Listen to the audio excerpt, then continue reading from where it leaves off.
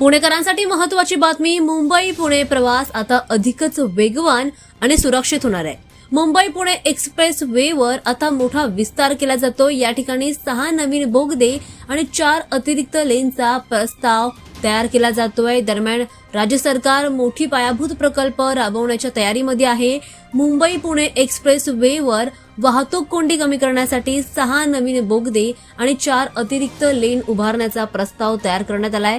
सध्या या एक्सप्रेसवर प्रचंड वाहतूक होते आहे आणि महत्त्वाचं म्हणजे सुट्टीच्या दिवशी अपघाताच्या वेळेला वाहतूक तासनतास ठप्प होते. मोठ्या प्रमाणामध्ये वाहतूक कोंडी होते आणि त्यामुळे प्रवाशांची मोठी गैरसोय देखील होते.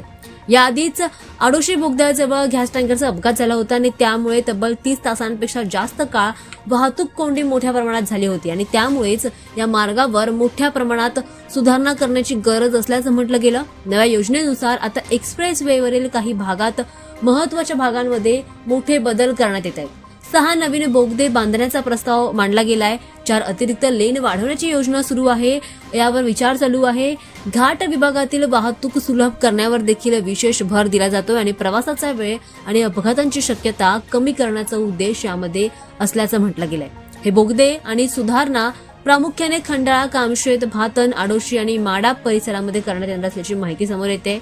त्यामुळे या विस्तारामुळे आता वाहतूक कोंडी तर कमी होईल आणि सोबतच घाट विभागातील अडथळे देखील कमी होतील. राज्य सरकार लवकरच या प्रकल्पाबाबत आता पुढील प्रक्रिया सुरू करण्याची शक्यता आहे.